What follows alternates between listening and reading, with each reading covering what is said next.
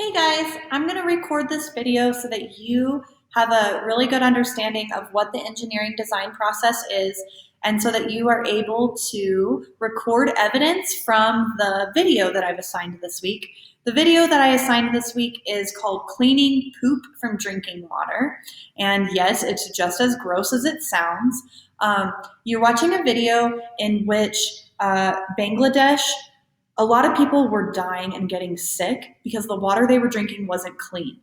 This happened because people were actually using the bathroom in their river, and then people were drinking from the river, and a lot of the bacteria from their poop is what caused people to get sick and die.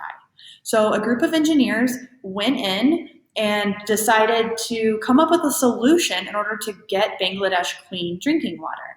So as you watch the video, you're going to be looking for evidence of every single one of these steps in the video. It doesn't at all talk about which step is which, so it's your job to identify those. So let's start with the first step of the engineering design process, and that is define the problem. So the engineers first had to figure out what is the problem. We really need to know all of the details so that way we can solve it to our best ability. So how did the engineers really learn about the problem of people getting sick and dying from the drinking water? The second one is identify constraints on your solution. So this is where the engineers have to decide what is going to get in their way and maybe make it difficult, and also how much time, money, materials do they have.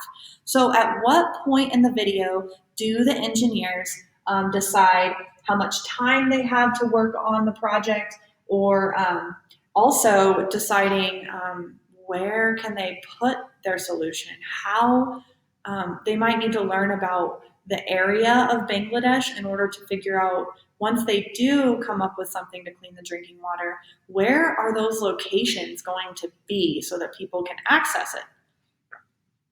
The third is brainstorm. So at some point in the video, the engineers brainstorm several different ideas for ways to filter water and make it clean and safe to drink. So here's where I want you to list what are those, and I'll give you a hint. They named 3 different solutions. And that's just brainstorming all the ways they know that water can be cleaned. And then after they've brainstormed a bunch of solutions, they have to actually select the most promising solution. So how did they select the best solution that was going to work for Bangladesh specifically? The next step in the engineering design process is the prototype. A prototype is an actual model of somebody's solution. So this is where they go into the lab and they start actually building their solution to become a reality. So I want you to explain what that is and what they did. As you're filling out and recording your evidence, you're going to want to make sure that you're going back and re-watching parts of the video so that you can explain it really well. So how did they prototype their solution to get clean drinking water in the lab? What is it that they did? Okay, the next part is test and evaluate their prototype. So once they have their prototype built and ready to go, they bring it over to Bangladesh and they start to test it. I want you to explain how they tested and evaluated if it was working. I'll give you a hint, and I'm sorry, they don't actually test it. They test it in the lab, and they use some type of colored dye in the water. So that's your hint for the testing evidence that you have to record. How do they test to make sure that the water is actually getting cleaned with their solution? Iterate, this is a word that we're going to use a lot in this class. Iterate means to go back and revise it.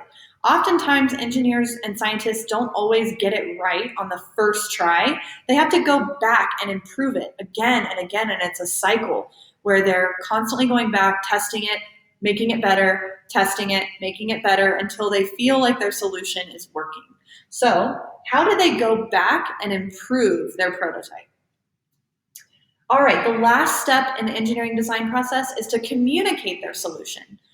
So once they installed or got clean drinking water for people in Bangladesh, how did they communicate that to all of the people in Bangladesh? Or even bigger than that, how do they communicate their solution to the world? Which would be, hint, hint, how you're watching it on YouTube. So it's really important that that engineers and scientists also communicate their solution when they're done. So this is a process that you're going to be using in this class.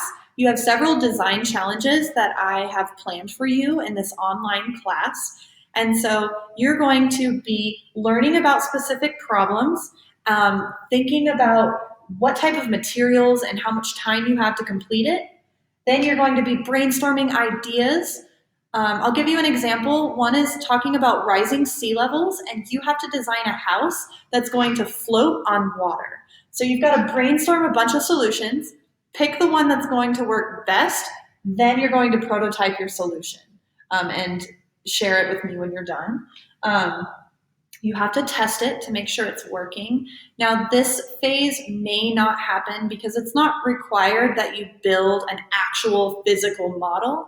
And so you might just be thinking through the testing process if you aren't building a physical model. If you do decide to actually build something, you do get extra credit for that. So be aware of that. Iterate. So you're going to have to go back and improve it to make it better, and then you'll communicate it by turning it into me. All right, well, I hope you enjoyed this video. I hope that it's helpful. If you have a really hard time identifying certain steps while you're watching the video, please shoot me an email or give me a phone call. All right, thanks.